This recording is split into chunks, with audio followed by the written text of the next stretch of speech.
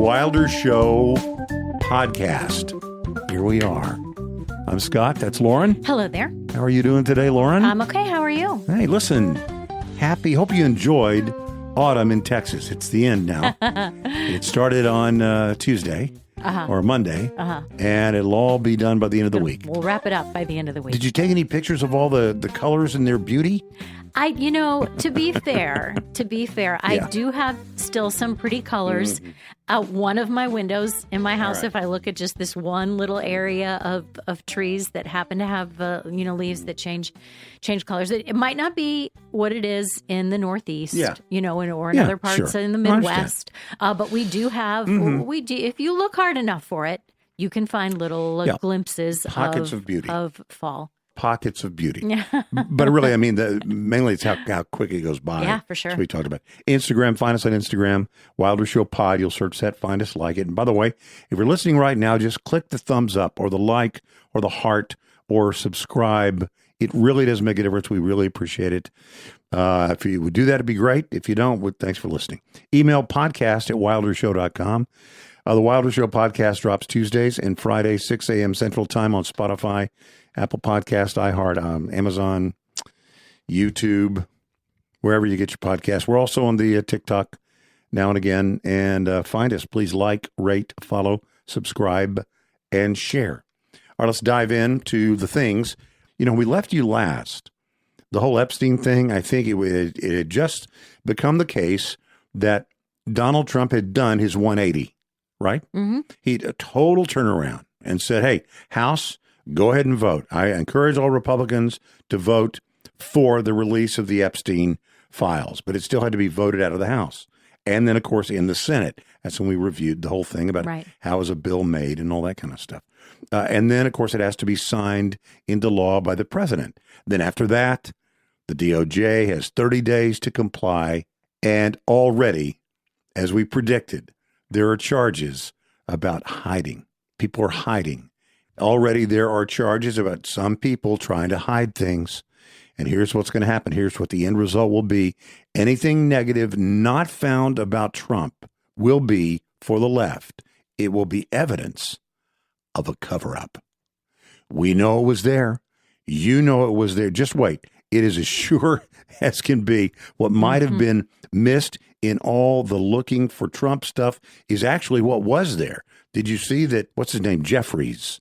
Hakeem Jeffries, he was emailing Epstein about fundraising after it was known that Jeffrey Epstein, had done all his crimes. Yeah. And still asking for donations. And Larry Summers, did you read any of that? Oh, my. I didn't. Okay. Larry Summers was the president of Harvard. Right. He also is currently a professor at Harvard. He was on Bill Clinton's cabinet. He was the Treasury Secretary. You have some dollar bills that have Lawrence Summers' signature on it. Mm-hmm. He was a Treasury Secretary. Well, he did have several exchanges with Jeffrey Epstein. Not just mentioned in emails, but he actually was writing back and forth to Jeffrey Epstein while Summers was married, about a girl that was a mentee, someone he was mentoring, that he had some romantic designs on, and was asking basically Jeffrey Epstein for advice. For help with that. Actually wanted him to be his wingman. That's what it said. It's terrible. He's been forced to admit it. He's had to talk about it. And now, after just one day of trying to keep his teaching gig at Harvard, he said, okay, I'm stepping out of the public, but I am going to keep the teaching job. Actually, you're not. Ooh. And so he has backed away now even from teaching, and it's going to get worse. I really do believe this may be one of those things and we've had it, bounce back negatively, these kinds of things on Republicans before, but for Democrats, be careful what you wish for. You want them all to be public? Look out. You're going to find some things like Hakeem Jeffries, other people, Larry Summers, total left of center people. Bill Clinton and Hillary Clinton have been subpoenaed to give testimony on Jeffrey Epstein. They are defying that subpoena. There is actually some talk of, technically you defy a subpoena, you can be arrested for doing that. Regarding these correspondences? No, regarding Epstein more generally. Okay. But they have been subpoenaed and they just, we're really busy or we can't do this. Basically, they're kicking the can down the road. Delay, distract, derail. That's the Democrat playbook. And there are two competing narratives for the left when it comes to what happened with Trump and the Republicans on the vote on the Epstein files being released. And it's a classic damned if you do, damned if you don't. One narrative that they have put out there is this. The president is lame duck. The president has lost all influence with the right. Look at all the people who are defying the president and voting for the release of the Epstein files. That's one narrative. The other narrative is the president changed his mind and directed Republicans to vote for the release of the Epstein files, and look at them. They're still doing exactly what he told them to do. It's just an amazing juxtaposition. On one case, he's the most lame duck president ever, and look at all the people defying the president. Right. And on the other, you have a president that is still pulling the strings of all these people. These Republicans can't even think for themselves. They're just doing whatever the president says. Either way, Republicans would be in a lose position. And how can it can't be both. Of course. Now, to the redacting, this is a very interesting thing. The redacting, and this harkens back actually to a Clinton thing. And I'll explain that in a second. The redacting, who could disagree with this? When the Epstein files are released, the victims' names should be redacted. Right. Everyone agrees with that, right? Sure. They do, don't they? They do. However, depends on the meaning of the word is. Depends on the meaning of the word victim. Now, who are the victims? Okay. You could say someone whose name is brought up in this, that there is no credible evidence they've had anything to do with anything, but their name is referenced. That person, while not a sexual victim or a victim of, sexual violence, that person might be considered a victim. In which case you say, okay, now it's game on. Who's going to decide who are the victims? It comes down to what we've talked about 100 times. It's not about the vocabulary. It's about the dictionary. Victims, let's protect the victims in the release of the Epstein files. Yes, but who are the victims and who gets to decide who the victims are about whose names will be redacted? That is going to be the narrative the Democrats are going to use. So we're not talking about just redacting the names of every young girl under the age of 18. We're talking about redacting the names of grown men and women, perhaps, who were there, but they didn't have anything to do with anything nefarious. They probably didn't even really see anything that they should have reported. They were just there for a fun time on the island. Yeah. So who gets to be a victim? Then you want to be a victim, or be declared a victim so that it will then be redacted. So I think that's what we're looking at. We're looking at, first of all, she has, Pam Bondi, 30 days. There are a couple of loopholes in this. It's a little complicated. She was saying, we will follow the law. Now, what is the law? The law on this kind of thing is if there is an investigation involving a portion of what could be released, there can be put under the law a hold on what is released, in which case they wouldn't necessarily be releasing everything. And I hope that doesn't happen. I say release everything. Redact only the girls' women's names. That's it. Everything else, let the chips fall where they may. When they talk about the people that were the perpetrators, who girls were trafficked to, they talk about they were university scholars and professors. They were tech giants. They were politicians. They were royalty. They were magicians. I was like, there are only 2 magicians in the world. I mean, it has to be one of the 2 guys, right? It's either the street magician or the one that made the elephant disappear or the guy with the mustache. The Statue of Liberty. Whatever it was, The guy who made the Statue of Liberty. Those are the only 3 magicians. There might be more. There might be 1 or 2 more whose names were not. But if you're known familiar. as a magician, that of all the time in their life. They might work the rooms in Vegas or whatever and love their whole life.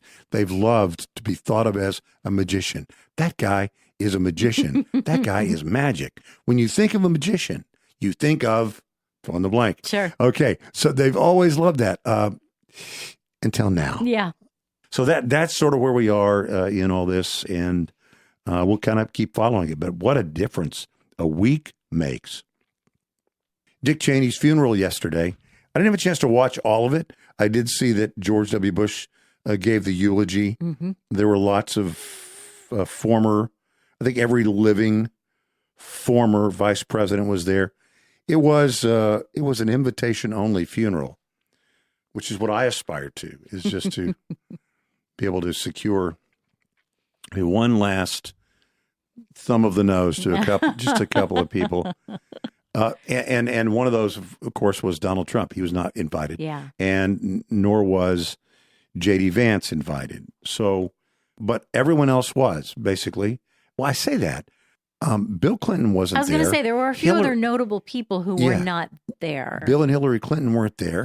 And Barack and Michelle Obama were not there. All the former vice presidents were there, but so was Joe Biden there. Yeah. And George W. Bush. So, it's funny. You wouldn't expect the news, especially liberal news, to tell you, Donald Trump wasn't invited, but guess who else was not invited? So-and-so and so-and-so. Yeah. Or if you note that they were invited, but they did not show up, seems like that's, to use a word they overuse, noteworthy. Anyway, that was yesterday. And interesting dynamic for George W. Bush, because most people have referred to, and I think most people believe, that Dick Cheney was the most powerful vice president in the common era, whatever that is. Mm-hmm. And of course, the stronger your vice president is, that does sort of take away a little bit from the power of the president, right? Yeah. I mean, a lot of people believed that, here we go. George W. Bush just called on, daddy's helper to come in, and basically Dick Cheney was running things, and George W. Bush was just sort of the front man in all that. In George W. Bush's memoir, he sort of addresses that a little bit, but seemed to sort of walk sort of a fine line between acknowledging how powerful Dick Cheney was and also not seeming to concede any power or authority that he had. Actually, if it weren't for Dick Cheney, we wouldn't have one of my favorite expressions ever. What's that? Because it was when a lot of people were telling George W. Bush, hey, what's the whole deal here? We believe that Dick Cheney is sort of running everything, and he's the one in charge, and he's the one that's the powerful one. And he leaned in and said, hey, I am the decider in chief. I am the decider in chief. And so we have that phrase, but it came from a conversation about that very thing. President Trump this week welcomed to the White House. Do you know who Crown Prince Mohammed bin Salman is? People refer to him as just MBS. I do not. MBS. Well, he's the Crown Prince of Saudi Arabia. Okay. He also happens to be the one that, according to the CIA, Trump's CIA, on the 2nd of October, 2018, ordered the assassination and, the dismemberment of Jamal Khashoggi, a Washington Post reporter, there at the Saudi consulate in Istanbul. Anyway, it's the first time that MBS, we'll just call him that, the Crown Prince, MBS, Mohammed bin Salman, first time MBS had been back in America, or certainly to the White House, since the CIA had determined that's the guy. He did it. He ordered it. Troublesome, I think, for a lot of people, for sure. I mean, questions about the killing and the rest of the Washington Post reporter. Trump even shut down a questioner a really smart questioner there in the Oval Office. You know how Trump likes to have these Q&As to have people in, and they have long exchanges with reporters, and people are asking questions. Well, a reporter did ask a question of MBS about that very thing. Trump interrupted and didn't let him answer and had rude things to say about the reporter, the way he does, and the news outlet. And even those who love Trump, I think, had to cringe at that. I mean, I did. I cringed at that. But here is a very interesting story that is tied actually to, and probably you haven't heard it, about the Crown Prince MBS, that everybody said, how could you meet with this guy? Can't do it. Let me tell you a different story. It's tied to this. A guy named Saad Al-Mahdi, 75 years old, a retiree, a dual citizen in the U.S. and in Saudi Arabia. While on American soil, he posted criticism of Riyadh on his social media account. Okay? You got the picture? American citizen, dual citizen, but an American citizen on American soil was critical of Riyadh. Retired project manager, had come to the country in the 1970s. He wrote about a dozen tweets critical. Well, he went back to Saudi Arabia for a medical procedure. And when he arrived in Saudi Arabia, he was arrested and he was sentenced to 19 years in prison for terrorism-related charges because he was critical of the Saudi government. Wow. Think about that for a second. After 2 years in prison, and he had been tortured, the kingdom let him out of prison, but then they prevented him from leaving the country. They didn't let him leave the country, so he was stuck there. He's been stuck there for now 2 more years. Donald Trump was welcoming to a guy that everybody else would have maybe said, we're not going to meet with that guy. Yeah. Meanwhile, we have people over there, have a person over there that is a citizen in this country. His family for 2 years has been lobbying, trying to say, we got to get my dad back. It wouldn't have happened if Donald Trump had not met with MBS. Yeah. Even to the criticism of press or anybody else. So who knows whether it, the cause and effect. What I believe is, and what apparently the son of the man who was imprisoned for almost nothing, an American citizen who was going there for medical procedure, arrested, put in jail, tortured for 2 years, then released after that, but kept in the country for 2 more years after that. Basically, a prisoner inside Saudi Arabia, not able to leave. That son believes it was because of the way President Trump treated MBS that resulted in his father's release. Well, we're a week away from Thanksgiving.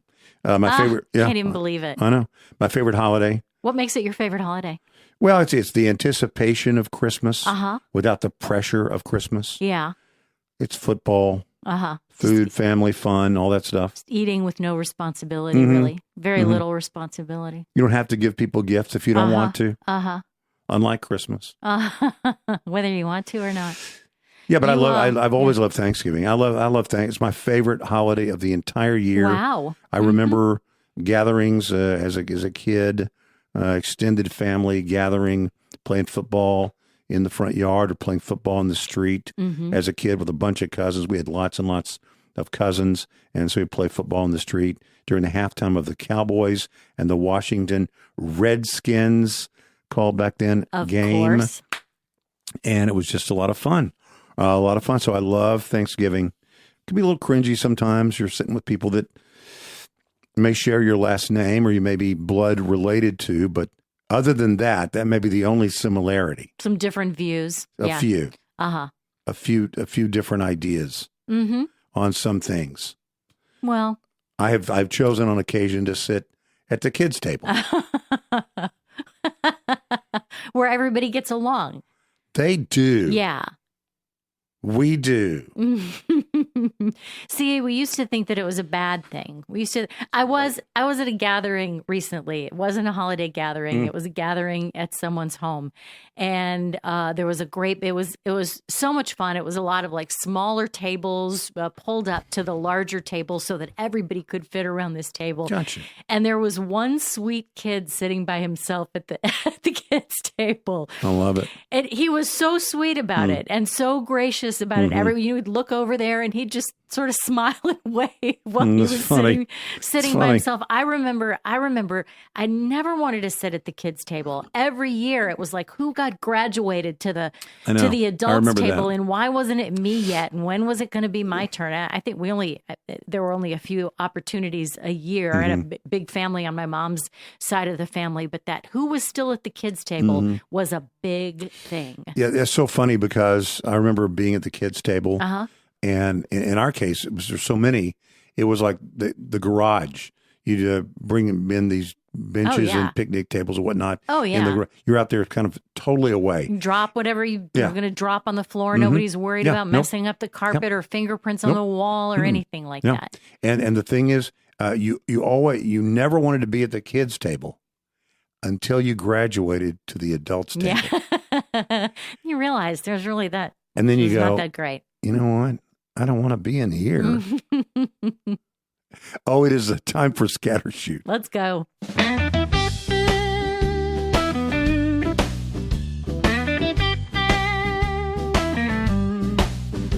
Wilder Show Scattershoot.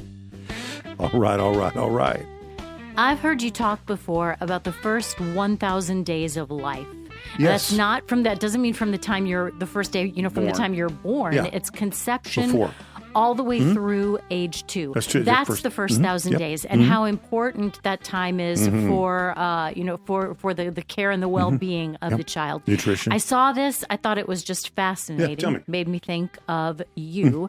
Researchers examined 63,433 adults in the UK to see how sugar rationing after World War II had affected them in the first 1,000 days of life. Wow. Because adults were getting a very small amount of sugar, Correct. and then babies were getting really no sugar after That's that. Right. They found that those people who had reached adulthood or were by now in their 50s and 60s had 20 to 31% lower risk of cardiovascular disease, heart attack, heart failure, stroke, and related deaths compared to those never exposed to rationing. So when we talk now about, getting less sugar and the importance of getting less sugar in those earlier days, a mother when she's pregnant with the baby, and then for those first 2 years of life, we're not just looking at the health, the health benefits for during that time. It can have a vast half a century. Yes, a half a century later, you're reaping the benefits of the care taken during that time. Yes. Okay. So a mother's pregnant today, tapping the brakes on sugar for the pregnancy. And then after that, you can go crazy. Unless you're nursing, I guess. You know what I mean? Shouldn't go crazy. But I'm talking about the impact on the child. The impact on the child would be over, except for the nursing part. Yeah. And once that's over, just for the remainder of the child until she's 2 years old, really tapping the brakes on sugar can benefit her a half century later. British adults who experienced this limited sugar intake from conception through approximately the age of 2, they showed a substantially lower risk of heart attacks, heart failure, irregular heart rhythms, stroke, and overall cardiovascular disease into their 60s and 70s compared to their peers who were born just a year later who never experienced that same sugar rationing. And the funniest thing, I think, or maybe one of the most interesting things about that to me, is you wouldn't have a whole group of adults, pregnant women, that abstained from sugar except for the fact that it was rationed. That they had to. They had to. So since they had to, they did. And that's how you could even have such a huge group of people that you could study. Fascinating. You feel like you live comfortably? I think. There is a budgeting rule. for living comfort. Really? Yeah. Okay. It's 50% of your income on needs, 30% on wants, and 20% on savings and debt. I don't so do that any of that. 50%, well, if it, you mean you don't pay attention to it. Like 50%, you're doing it. The percentages just might be a little bit off. Good point. There's a new report that states what a single adult in the Dallas-Fort Worth area needs in an annual pre-tax income to live a comfortable lifestyle financially. It's a lot. Yeah. It's a lot. This is for one person in Dallas-Fort Worth. First of all, I think sometimes these things are a little bit off. It makes certain assumptions. I bet that number is probably, it's going to be something north of $85,000. Oh, it's way north of $85,000. It's $107,061. No, I don't think that's true. I mean, I think people are different with what it takes to make them comfortable. You know, I was just talking to somebody the other day, something that you and I had seen a long time ago about people in their 20s and 30s now talking about how they may never own a house.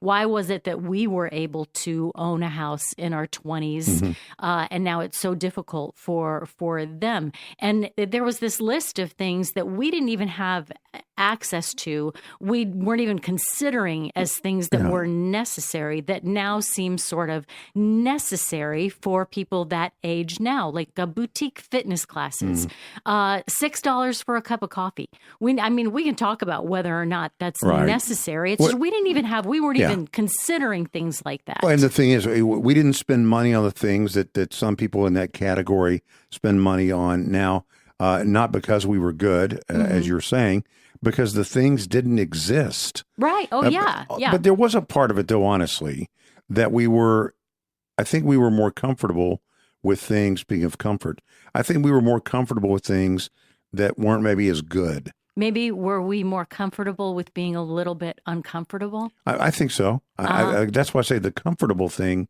is a little bit different. I mean, what it costs, the kind of car you have, the kind of whatever you have. I mean, talk about, it's insane talk. Trump and a 50-year mortgage, which is crazy. If you're 40 years old, at 50 years, you'd be 90 years old before you would own that home. It basically, you're just accepting, I will never own a home. Yeah. And it will never be. So it's just, I think in those days, we were more comfortable having less. That's quite possible. I think our parents were more comfortable having less than even we were. And I think their parents were more comfortable having less than they were. So what you're saying is it's just all going downhill. It goes downhill as it ramps up. Yeah. As our wants become needs so quickly, or as we are not comfortable ever being uncomfortable. Yeah. Well, for a household with 2 adults and no children, the combined required salary is $137,978. Now, to put this in perspective, this required salary way far exceeds the current financial reality, where the median personal income in the DFW area sits at about $51,609. Right. That means there are a lot of us that are uncomfortable. Right. That's right. Now, you might wonder where this puts us in DFW. Where do we rank in the U.S. in terms of cost of living? The funny thing about this is, I think, we're not really with these numbers. I always, when I travel anywhere, when we're in California, for instance, I always talk about, if anybody says, what's it like in Texas? I always say, come to Texas. The cost of living is great. Yeah, and it is. But there are quite a few places that you and I really like and appreciate that have a far lower cost of living than we do. Of course, the most expensive cities, the top of the scale cities, are in San Jose, San Francisco, San Diego. Yep. Single adult there needs a whole lot more money to be comfortable. But at the other end of the spectrum, a single adult can live comfortably on less than $87,000 a year in places like Cleveland, Pittsburgh, and Tucson. I love all those places. Me too. Tell me again. It's Cleveland. Yeah, Cleveland, Pittsburgh, and Tucson.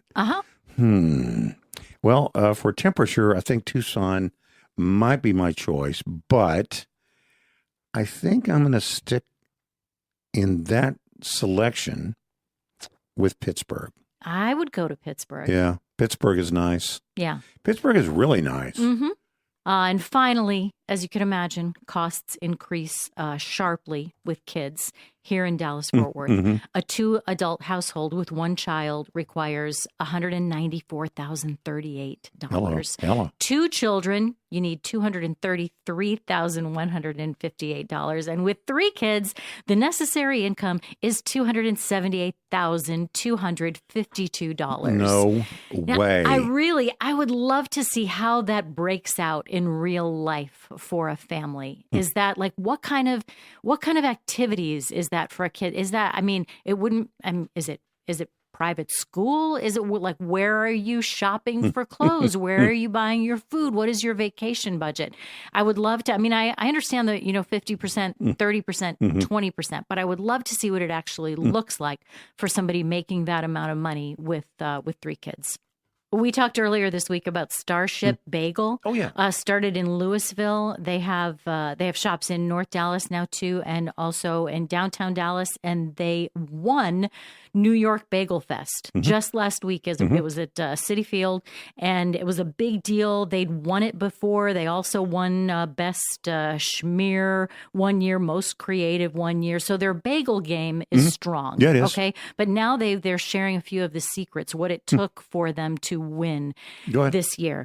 Marked the 3rd year that Starship had competed. Obviously competing in another city where you have to create your food in a different, and baking especially is really weird when you go from one climate to another. That's different true. things Humidity, are required. altitude. You don't have all of your equipment with you. The oven you use matters. So what they did this year, they made the bagels here at home with Louisville water, as they made sure to mention.